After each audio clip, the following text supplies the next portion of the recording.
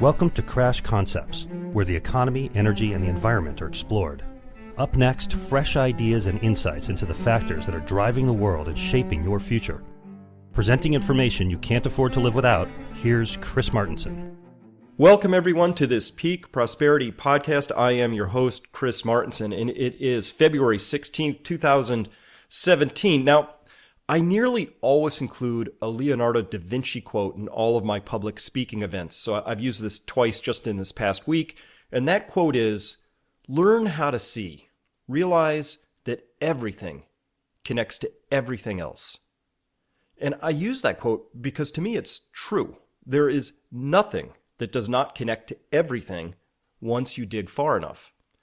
Yet we live in a nearly context-free world where the Western media usually presents things as if they just emerged out of nowhere or are unconnected to anything else. Worse, our major institutions still operate as if they were independent and autonomous silos. Monetary policy conducted without regard for the biosphere. We're going to have infinite exponential growth come hell or high water. Energy policy without any sense of limits, and so on. Well, given all that, I could not be more excited for today's podcast guest. I am often asked who I read, which blogs, which authors, etc. Well, let me tell you that today's guest is one of the very few sources that I read religiously.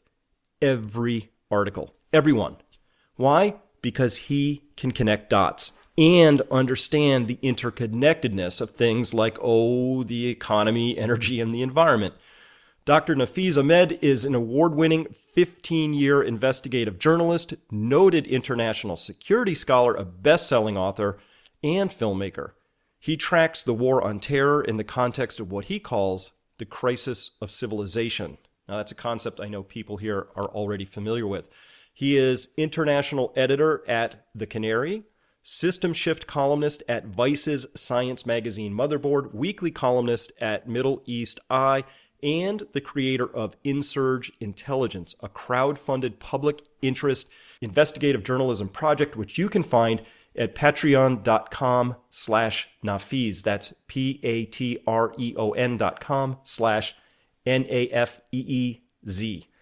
Previously, Nafeez wrote The Guardian's Earth Insight blog, which is where I first became aware of him. And that was between April of 2013 and July of 2014. And in 2015, Nafeez won the Project Censored Award for Outstanding Investigative Journalism for his Guardian story on the energy politics of the Ukraine crisis. Now imagine that, connecting energy to politics and policy. How refreshing.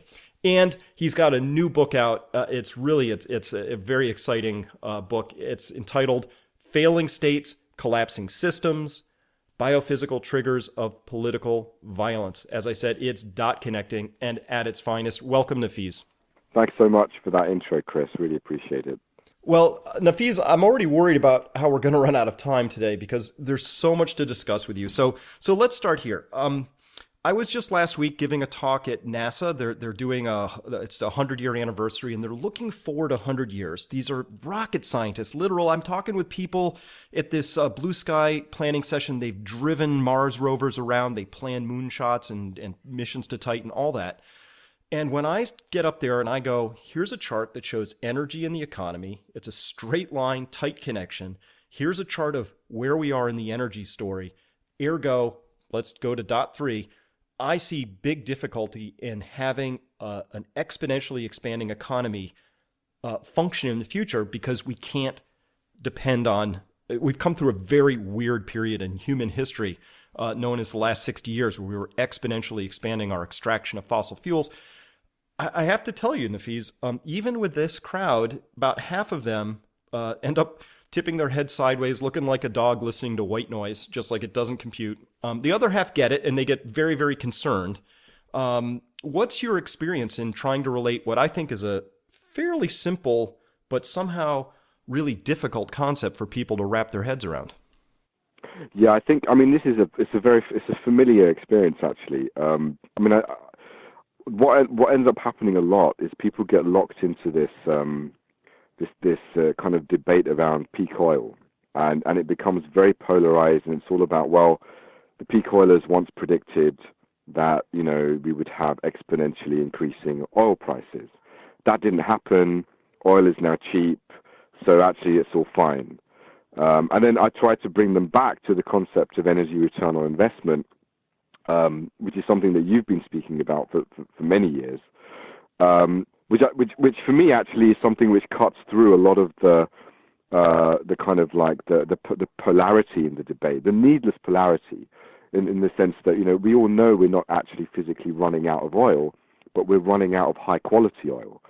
And the costs of production are increasing and all of that.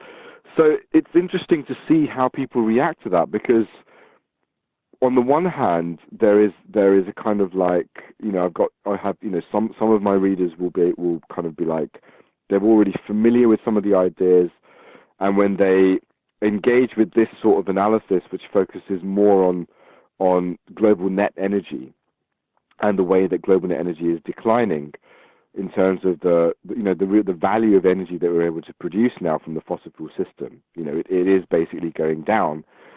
They kind of like, there's almost like, there are some people who just have a sense of complete disbelief, mm-hmm. and they revert to this general technological optimism, which isn't really founded in anything in particular. It's just, well, we will solve this problem. We've solved all the problems in the past, so we'll solve this one. It's fine. And then I think that there's the other thing that I've seen happening, which is slightly more dangerous though, is what's happening from the kind of more liberal, progressive people who we may actually feel that we share an understanding that climate change is a reality. We understand that there is a real biophysical crisis going on, but they will say that, well, renewable energies are increasing exponentially, and that's going to solve the problem. It's all going to be fine. And that's I think where you get this. That's where it kind of begins to break down.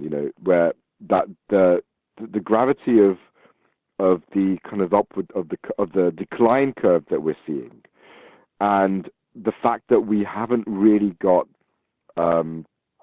a kind of a plan or a strategy for a viable shift. And of course, there are shifts taking place. There's a lot of exciting things happening. There are exponential technological improvements taking place, but are they producing energy in the same way that we are familiar with under fossil fuels? No, it's not happening. It's a very different system. And I think that is something which is really, it comes as a shock to a lot of people. And a lot of people who've been engaging with my recent work, which of the last couple of months or so, I've been writing a lot about global net energy decline and EROI and stuff like that.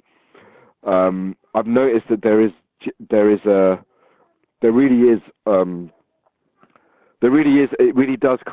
really does actually hit people when people finally do engage with the issue. They do kind of really wonder, like, whoa, well, what does this mean? This is really, really a difficult issue. Well, it's a absolutely paralyzing issue if you really understand it. So let's, here's some of the data we've got recently. First off, there's a huge disinformation campaign, which I think is rooted more in beliefs and hope and optimism than it is in hard science. So one of the things that I struggle with, Nafeez, every year is somewhere around year end, call it around, the holidays. There's a flood of articles that come out that say, oh, look at the explosive growth in renewables this year. Costa Rica powered 100% of itself with renewables. And I have to chip away at that and say, no. There were times when Costa Rica delivered 100% of its electricity, but that's not power. That's a portion of the power story. And there's all this sort of unpacking, and there's constant confusion thrown out there, including, here's one I have to debunk every time I talk. But America's energy independent now. Like, no, right? That's if we put all the BTUs in one box and then count them as if they're the same, but oil's actually fundamentally different from coal. That level of detail is not really that difficult for me to talk about, but the confusion out there and how easily that confusion spreads speaks more, I think, to the idea that people want to believe that we're clever, we can solve this, and there's not a big predicament coming. And what you're talking about, and what I try to talk about as well, is this idea that no, once you get down one layer in complexity and you understand that it's the net energy that we run society on, not the total, but the net. Somehow I feel like there's almost an industry of confusion out there who's working very hard to keep this as muddy as possible. Or else, how do we explain the perpetual level of confusion? Are these just untrained journalists, or is the American Petroleum Institute actively putting out, collateral packages for people to reprint? What's happening here? Why are we this confused still, do you think? Yeah, I mean, I think this is a really good question, because there's a number of things which are going on. I think on the one hand, there is this problem which I think you and I have addressed it in different ways in our recent careers in dealing with these issues, which is that we have seen systemic thinking isn't really happening in a fundamental way in any of our institutions. We have, and to some extent, it's to do with the nature of science as it's developed. Because science has kind of developed in this way of, we try to dig deeper into things in order to understand how they work. So we look closer and closer and closer at how things work. And what that means is you inevitably end up in disciplinary silos. You've got your economists, you've got your chemists, you've got your physicists, and it's definitely worked in the sense that it has produced real knowledge. But it's also meant that in terms of understanding how all those different areas are fundamentally interconnected, we simply don't have frameworks to actually see how they do connect. And that's something which I think we're seeing it as civilizationally.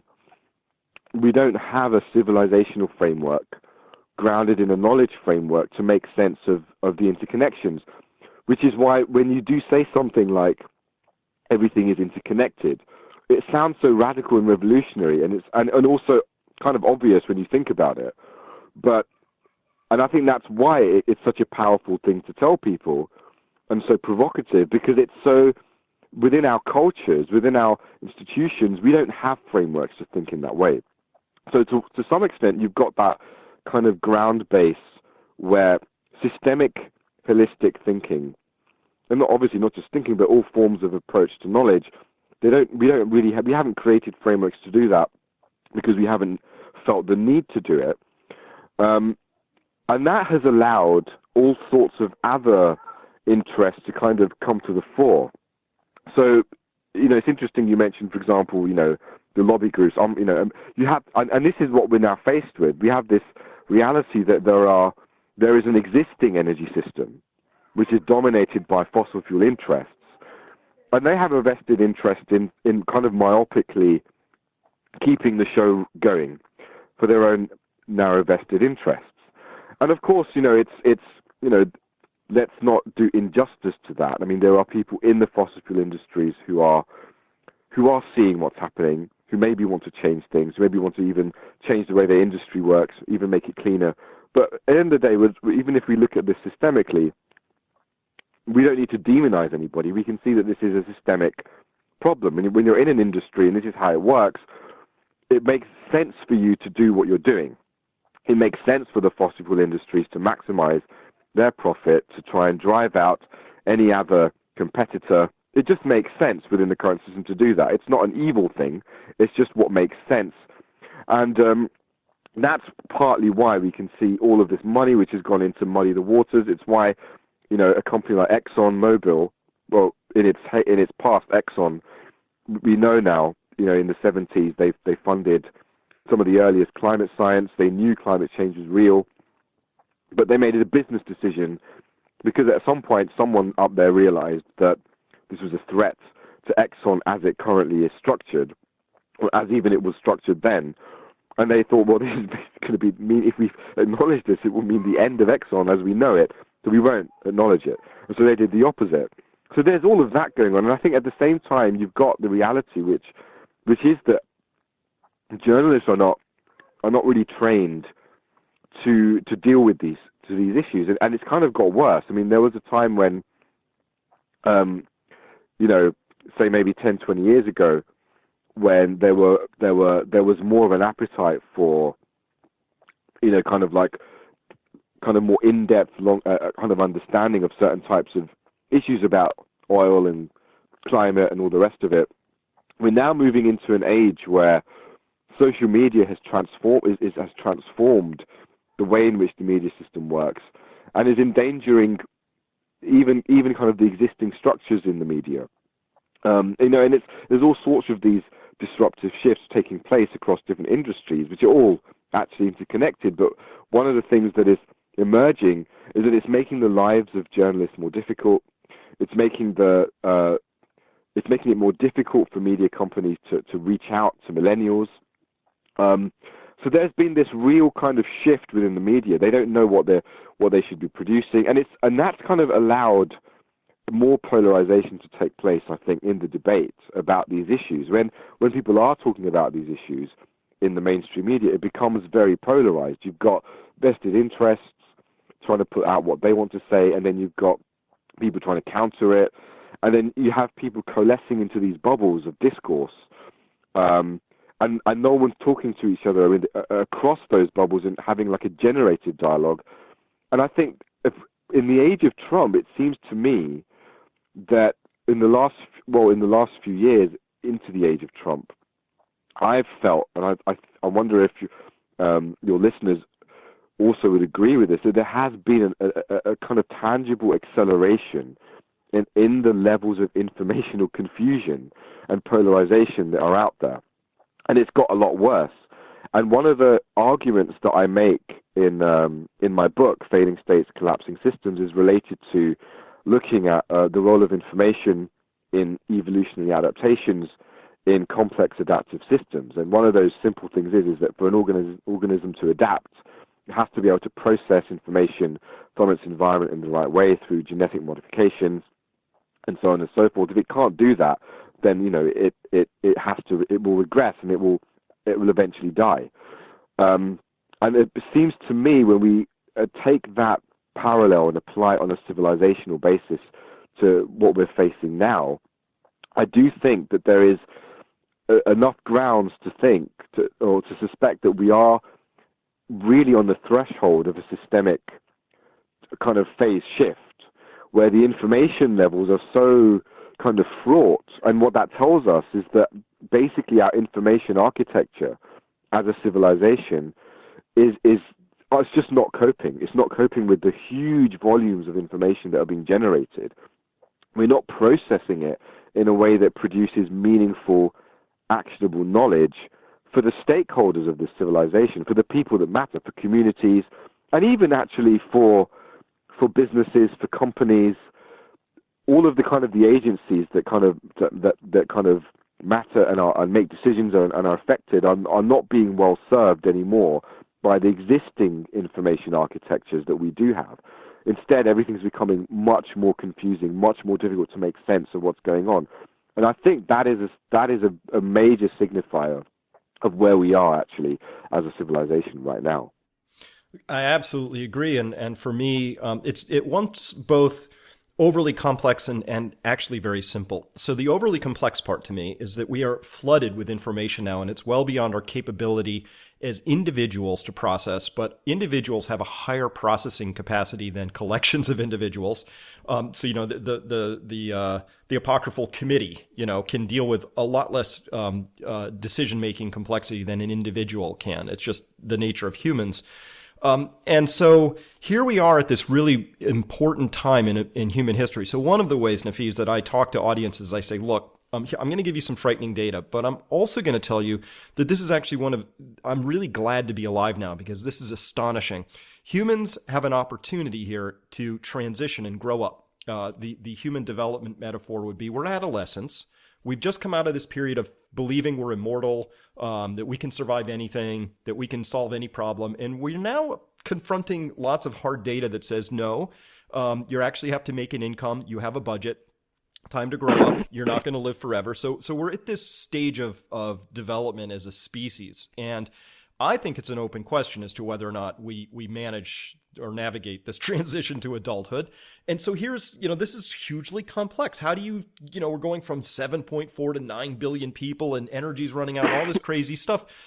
And here's the simple stuff, though, that this is where I can bring it back and connect with audiences. I'll say, hey, in the United States, 3 weeks ago, I guess 4 weeks ago now, we just put the rusty patched bumblebee on the endangered species list. So I'm talking to these guys at NASA, right? And they're like scratching their heads like, why should I care? I said, well, what if I brought a doofus into the space station and he started removing chips from the oxygen generating boards? How would you feel? And they'd be like, oh, no, don't do that. I'm like, well, you can't remove a sentinel species like the bumblebee, which does something called vibrational pollination. It's very different. You can't just grow more honeybees because they pollinate differently.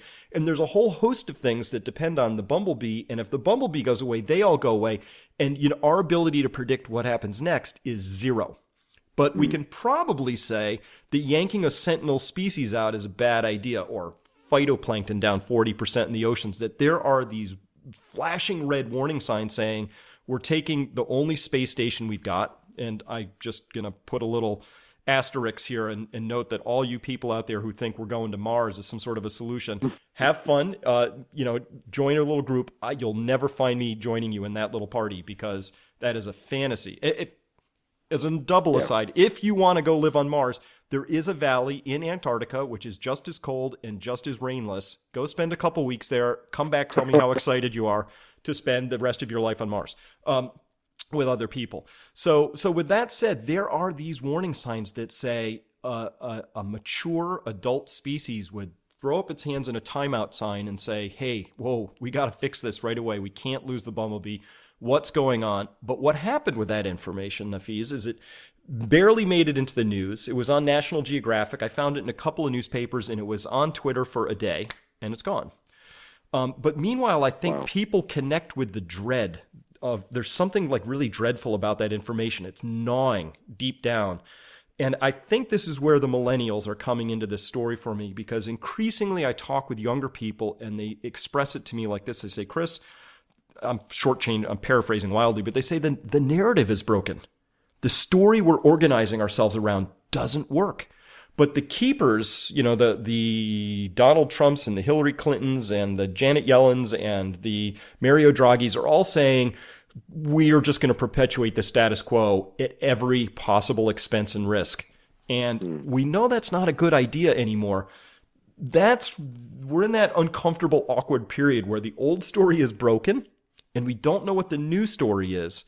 And my concern is that the longer we perpetuate the old story, the worse the possible solutions become in the future, and the narrower our choices of things we get to do. Because once you lose the bumblebee, your choices now include hand pollinating tomatoes and melons and other things that require them, or losing them to time.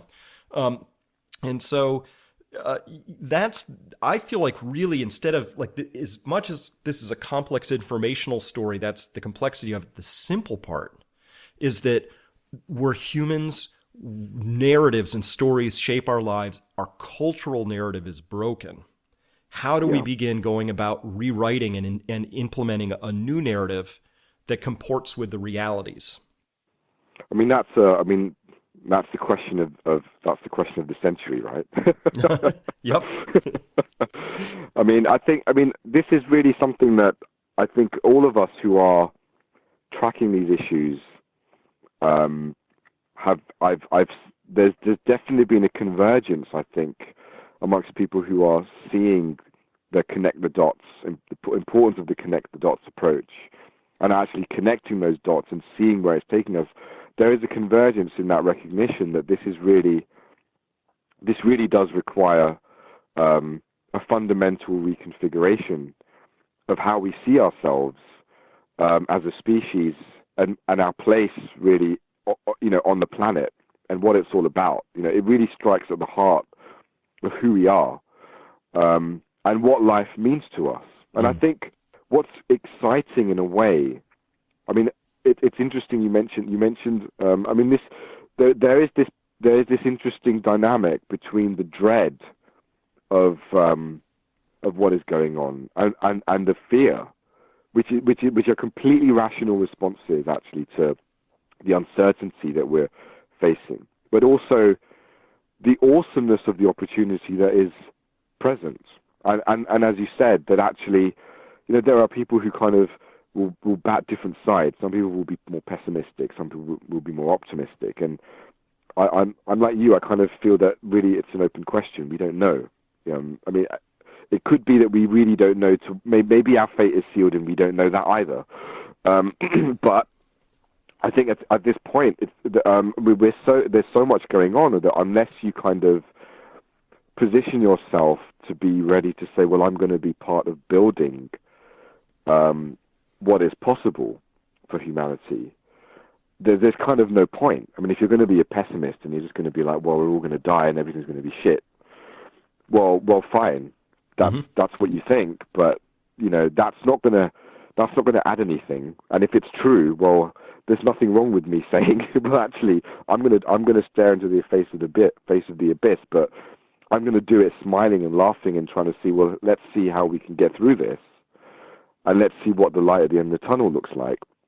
Because what's the most fascinating thing for me really is how so much of what we take for granted becomes questionable as a result of this breakdown that we're seeing. So when we begin questioning the exponential growth model, when we begin questioning the value system of basically this kind of endless material production and consumption, and then we begin questioning this idea of ourselves as being, well, are we, this whole paradigm that we're just these disconnected material units, and our self-interest is what is the issue. When we begin to see that all of that is actually, in a way, complicit in this breakdown, and it served the purpose that it served. It's not that it hasn't produced amazing knowledge of our environment, of our place in the universe. It's not that there hasn't been a huge amount of amazing technological developments like the internet, which has enabled people to be interconnected in ways that they never were able to before, and in a way has paved the way for us to be able to think globally in a way that centuries ago would never have happened. So it's not that everything about this paradigm is bad. It's just that it seems to have very clearly outlasted its usefulness and is now fundamentally responsible for escalating this kind of biophysical rupture that we see happening and manifesting in so many different ways. And what that tells me is that in terms of where we go, and I think you really kind of captured this where you said that we have to grow up, as a species. It's about growing up. It is very much, it is an evolutionary moment, and we're looking at a point now when we apply systems theory to this, when we apply our knowledge of complex adaptive systems and the history of evolution, it does seem to me that it's absolutely clear, really, that we are at an unprecedented moment, which is very unique, where for the first time in human history, we are standing at a point where we need to basically undergo some sort of fundamental systemic adaptation. And exactly what that looks like, we are still trying to work out. But what is very clear is what it doesn't look like.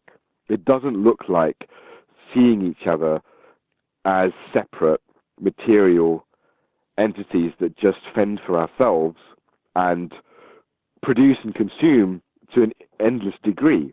It looks quite different. And what's interesting is that the ideas and the values and the ethos of that different approach has been percolating in different civilizations in different ways. There is evidence from indigenous civilizations, from tribal societies, and even from projects that are now being seeded here and now in our current in our current context, where people are trying different things. So I think we are at a moment where we're rewriting that story and making a new story of what it means to be human is actually really, really important. And it's particularly important because when people do look at this stuff with kind of fresh eyes, it's very easy to be overwhelmed by this sense of powerlessness. And that's kind of what's happening now with the rise of Trump and everything else. There is this sense of, whoa, what's going on? It's absolutely crazy. It's getting worse. And I think obviously in many ways it is going to get worse before it gets better. But I think as even what's happening now, such as the rise of Trump and everything, I mean, all of this really is symptomatic of the deeper crisis that is at play. And so I think that's the question that we all need to be able to ask ourselves, is to what extent can I make myself useful to that imperative going forward of building and planting seeds for what comes after this moment. Absolutely, Nafeez. I'm really glad you brought this up because when people first encounter the data, which they already know, by the way, I just connect dots and people already know this. Like, here's the most common response I get from people. They say, you freaked me out and you didn't tell me anything I didn't already know on some level, right? It's just people haven't taken the time sometimes or didn't want to assemble the dots and see them clearly. So that first response is sphincter tightening, gut wrenching, like, darn it, kind of moment. But the opportunity here, which I'm glad you brought up, is to think about what's actually possible, because I hate to put it this way, but all the data, at least from my country, but I suspect other countries can share this, is that it's really actually never been easier to be a human in like human history, really. I mean, in terms of attending to the basics of bottom of Maslow's hierarchy of needs, getting fed, sheltered, clothed, all of that stuff, even at minimum wage. You can do this pretty easily. People are living really high on the hog, 2,500 square foot homes here in the United States, all of that. And still, I would have to say that for most people, they would tell you on a personal basis something close to life sucks. There's something soul destroying about the way we've organized all this. It's very cost effective. It's good for consumers. You have access to all these material goods. They trigger our dopamine receptors. They feel good fleetingly, but inside, this is just not fulfilling. It's not authentic. It's not all of these things that people, I think, all through history have always strove for, right? In some way, shape, or form. You can read Rumi poems that speak to the condition today. So there is an opportunity to peel it back and say, geez, we could fix a few things here. We're the most over-medicated, the most overweight, the most, practically most imprisoned, et cetera, and so forth. In 2010, suicides overtook car accidents as the leading cause of non-natural death, and opioid overdoses are now catching up to that. It's just astonishing that just those statistics say these are unhappy people, right? We need to numb ourselves out, but from what? And I think from what is that the story we're trying to live into is life destroying, not just for ourselves individually, but larger. And so the opportunity here is to reconnect with, dare I say, things that are sacred, things that are beautiful, things that are all of these sort of feminine attributes, I would say, that we lost somewhere in this large sweep of history. We went down this path for a long time, and it was beautiful and wonderful and cost effective and made lots of profits. But on the other side, it's really hasn't been serving us as humans who are coming here to have an experience, I guess, while we're alive, of saying, how can I be more connected, more alive, and really fulfill something that's meaningful here and leave behind a world that's worth inheriting at the same time? That's really what's up for grabs here. To me, that's exciting. To me, it's exciting. I am somebody who, in my own life, I sleep really well. I'm healthier than I was 10 years ago. I love the garden that I'm growing, which is not just for me and my family, but it's for the birds and the bees and other critters out there. That to me, this was an opportunity in this data. The opportunity embedded in this for me was to say, oh, how do I want to live my life? And how do I want to put things together? Which was actually one of the greatest gifts in the story, was waking up from the world that I was fully immersed in, PhD, MBA, corporate life, all of that, boat in the slip, doing that. But I honestly, Nafeez, I was unhappy in that story because I wasn't taking control. I was living into somebody else's story, not mine. So this isn't a plea for us to all become hyper individualists, live our own way. No, this is to become more connected and to become more immersed in this project of life.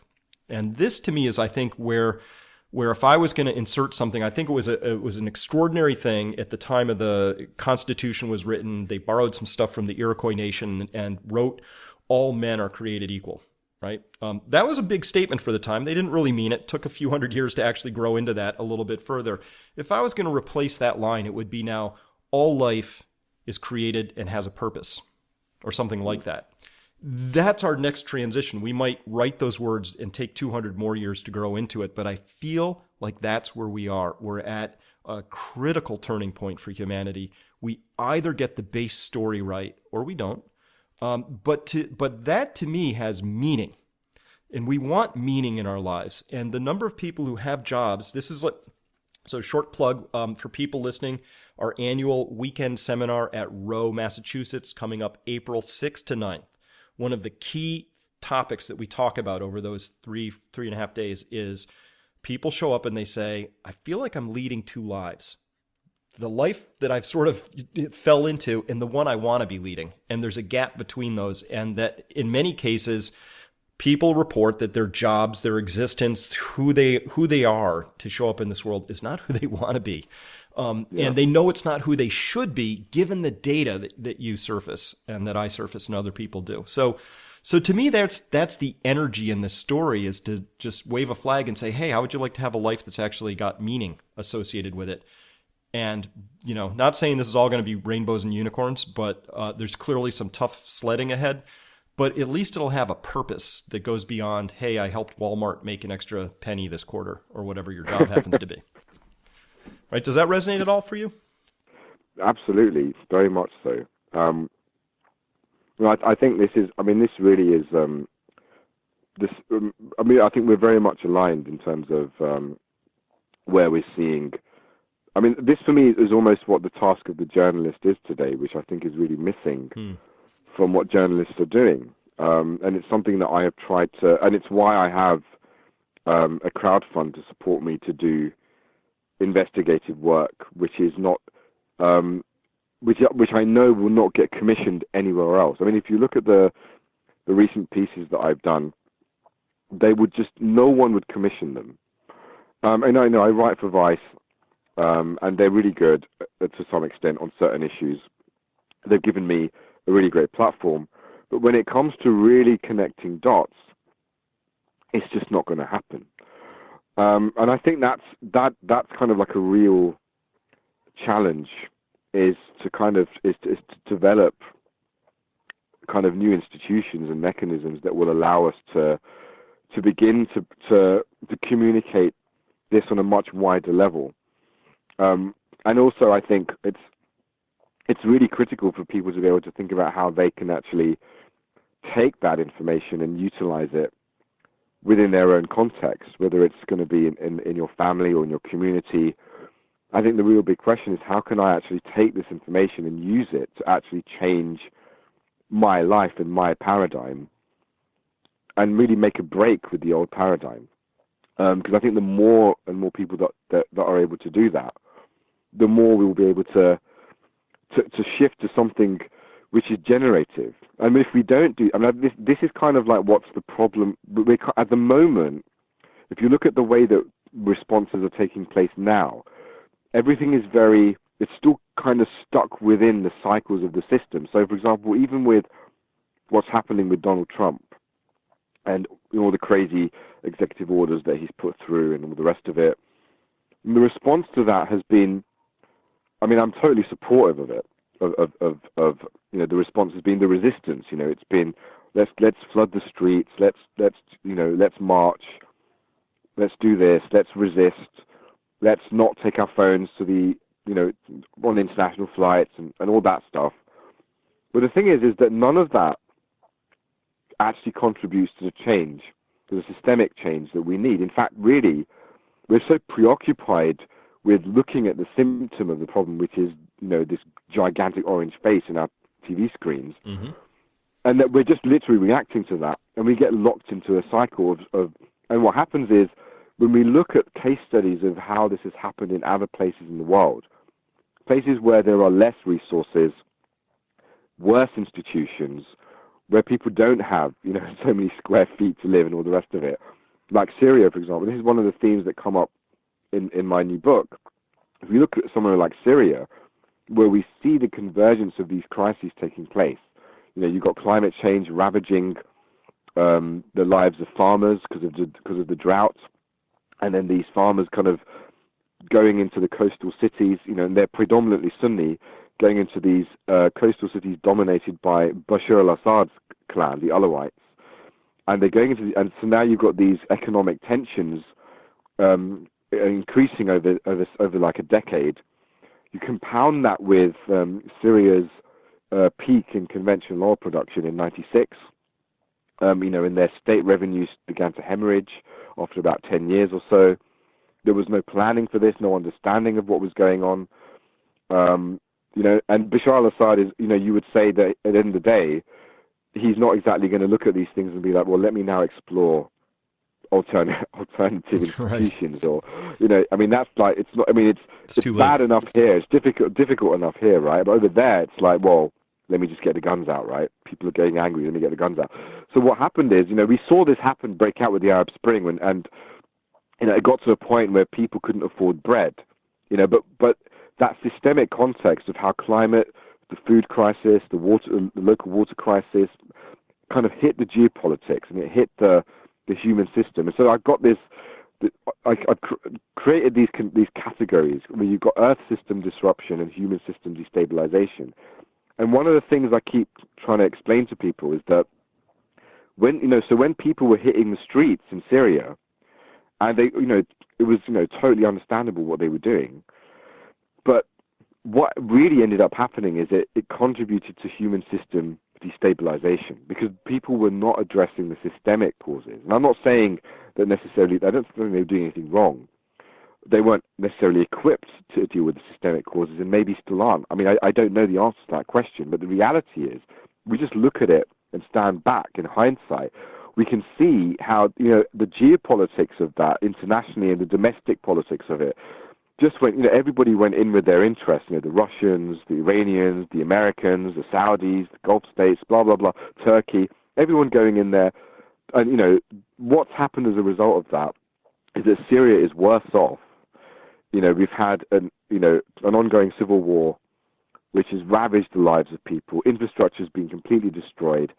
And I think what I've tried to do is try to connect because if you look at the way and this is what really comes down to the myopia of the mainstream media and our information architectures today, which is we look at what's happening in Syria and all we see is it's either the evil rebels or it's the evil Bashar al-Assad, or it's the evil Russians, or it's the evil Americans. Someone is evil and someone's doing something wrong, and that's what's happening, and that's it. What we're not seeing is that this is a state failure that was triggered by a fundamental systemic breakdown, a breakdown which is on its way. It's on its way to the United States. It's on its way to Western Europe. It may take time to get here, but it is coming if we don't do anything about it.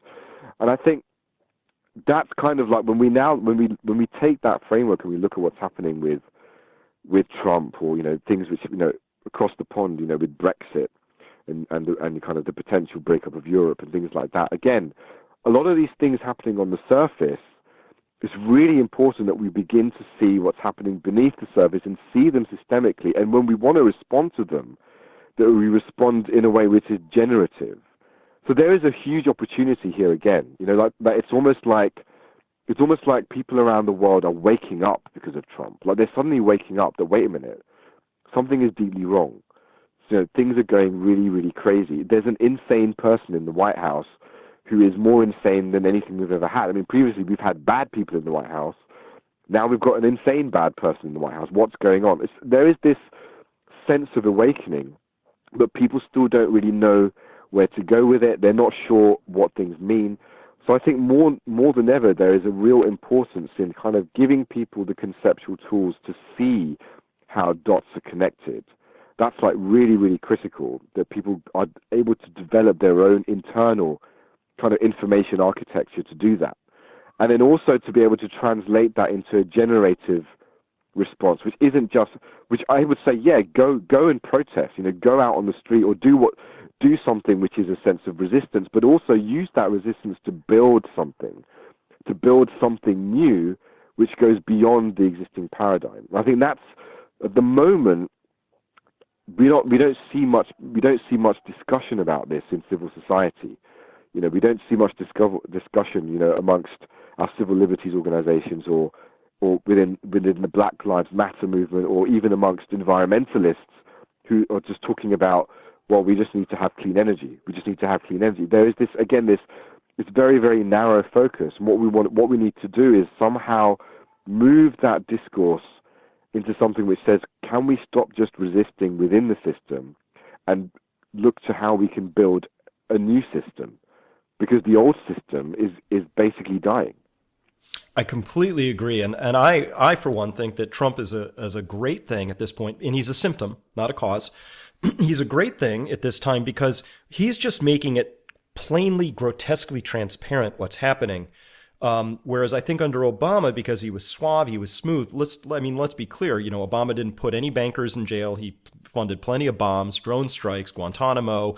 No reining in of the neonicotinoid pesticide use, on and on and on and on and on. But people were okay with that because he at least gave the appearance of being reasonable. Trump is plainly unreasonable to a lot of people, and now all of a sudden they have energy saying, ugh.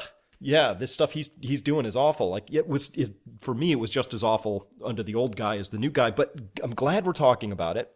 But you're right; it only matters if we can then go beyond the simple sort of knee-jerk reaction, which says, "Oh my gosh, if we could just get Trump out and say install Hillary, then I can go back to sleep." Because we can't go back to sleep. Trump is like he's a bucket of ice water. He's saying, wake up. But honestly, he didn't arise again out of a vacuum. There was 40 or 50 years of Democratic and Republican failures that sort of led to this moment. So here we are, right? I think to have the lessons of that's really, really critical. So, again, I want to direct people to patreon.com/Nafeez.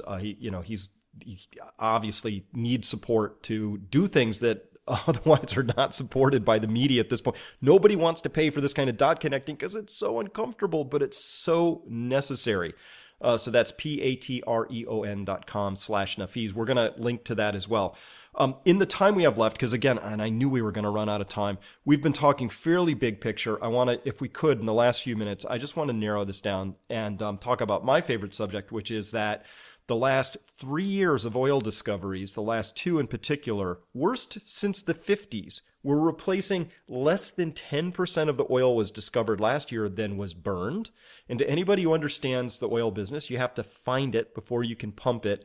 One of my mantras with people has been the $1 trillion+ of investments that were not made over the last 3 years are going to bite us probably in the next 3 or 4 years. What's your view on this? Yeah, I tend to agree with that. What we've seen over the last few years is that the rate of discoveries has massively declined. We've seen that because of the challenges that the industry is facing in terms of its profitability and the oil price slump, that there's just not been an appetite to increase investment, to kind of ramp up discoveries. And even where there has been huge amount, when there were huge investments, discoveries were still declining. And we appear to be hitting this point. It's interesting. In one of my pieces, I kind of counterposed two oil industry type perspectives. One was an analysis by HSBC, which basically was completely misinterpreted in the media. They acknowledged that they recognized that HSBC was saying there was a supply problem coming down the line. But for the most part, there wasn't really an understanding of how bad the supply problem is that HSBC warns about. And on the other hand, there's a report from BP, which their kind of annual energy outlook, which kind of tries to say the opposite, that discoveries have been increasing. And actually, this is a really interesting example of the sleight of hand that goes on within the industry, because the reality is that the number of, you actually look at the number of actual discoveries, everyone knows they've been declining. That's not like some controversy. It's just like a known fact across the industry. But then you've got this BP report coming out, and what they've done, they did this really interesting thing where they were like, well, actually, if you look at they calculated the kind of reserve base of fossil fuels in general. And the way this is done, it's basically done on probabilities. So, there's like a 50% probability that there are a certain number of reserves in a certain area. And they have certain parameters for deciding how probable it is that those are going to be recoverable. And so they've been playing around with these figures. I mean, and the thing is that we know, International Energy Agency has acknowledged that, back in the day, in the 70s, there was some kind of fudging of figures, effectively. I mean, they didn't say it was fudging, but they did acknowledge that most of the major Middle East producers basically increased their reserves through this accounting mechanism by saying that, well, what we're going to do is, rather than using a 75% probability kind of measure to see whether these reserves are recoverable technically, we'll just reduce it to 50% so we can get more bang for our buck in terms of what we're putting down in our books.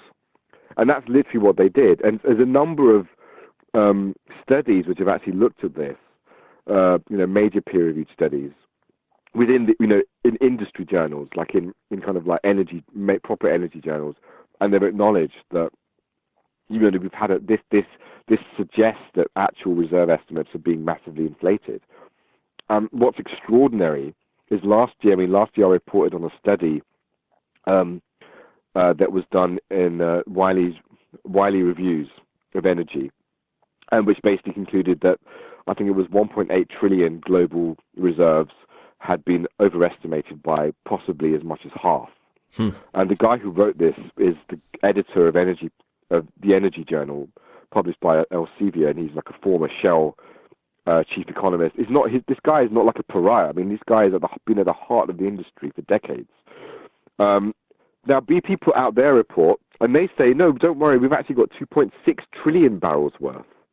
And that was like just a year later. Where did these come from? Because there's been no new discoveries. It's absolutely extraordinary. And you see what they've actually done is they've literally just done again the same sleight of hand. And they even had the gall to map it on a graph and to say, well, actually, if you look year by year, these are the number of reserves that we've been adding to our global resource base. And so it looks like there's been an incremental increase in the reserves we've been finding, when actually it's been the exact opposite. So what I did, I actually just took the graph from the HSBC report, which showed discoveries hemorrhaging, and took BP's graph, just put them side by side and said, well, you guys decide. Yeah. You guys just look at the facts, look at the data, you guys decide where we are.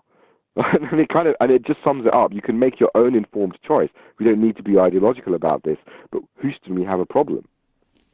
Yes, absolutely. And technically, if we took North Dakota and just dug down 10,000 feet and flipped the whole thing over like a flapjack, we could probably really increase the amount of oil we say we might get out of that, because we could crush every chunk of the oil-bearing shales down there and get all the oil back up. We're going to get 10% out. And this is the thing that's hard to communicate to people, is they just say, well, look at all this shale oil that's coming out. I'm like, yeah, but in 1937, when they stuck a straw into the Gawar and 30,000 barrels a day started flowing out of a single 6-inch pipe, and that pipe was going to flow for the next 70 years or more. That's very different from drilling down 10,000 feet, tipping it sideways, going another 10,000 feet, doing a 100-stage frac, getting maybe 800 barrels a day of initial production. That's 85% gone in 3 years, and repeating that endlessly. Anybody who's flown over the shale states and looked out the window and seen the patchwork quilt of the effort involved has to understand that that is fundamentally a different proposition from the oil that we used to fund ourselves to get to this stage. And the degree to which people don't understand that is, I think, a shame. But second of all, I think the risk in this is that it is a huge mistake to assume that we are going to fund the continued exponential expansion of our credit markets at more than twice the rate of GDP growth, now 3 times in the last 5 years because GDP has been so low, and that we can just perpetuate that indefinitely without any sort of a difficult patch is just beyond fantasy. It's beyond delusional. It's insane at this point in time. So really, the central bankers at this point, to me, are no longer rational, reasonable people who deserve our polite attention. They are literally like the head priests and priestesses of an insane, delusional death cult, if I could put it that way, because they just don't understand the physical realities of our world. And that's the part I'm wondering, summarize this up. I know we're getting to the end of our time. People need to understand that physical component of the world we live in, and that our economy is a subset of that, not the other way around, that our high technology is actually an artifact or an emergent property of surplus energy, not the other way around. That these are really important assumptions that need to be either inverted or at least debated so that people can say, no, I reject that inversion and here's why. But we're not even yet having those debates. They're just starting. I know that you're doing the best that you can to bring that forward. I want to direct people again at this point to your book, Failing States, Collapsing Systems, the Biophysical Triggers of Political Violence. And if I was going to put another term on there, it might be financial violence, because this, our whole exponential model has two states, right? Expanding or collapsing. That seems what 2008 taught me. So with that, again, one last time, patreon.com/Nafeez. I wish let's do this again, Nafeez, if we can, because I have 100 more questions for you. Obviously, we could carry this conversation on for a long time. So with that, thank you so much for your time today. Thank you, Chris. Really appreciate it. Lovely chatting to you. Really interesting.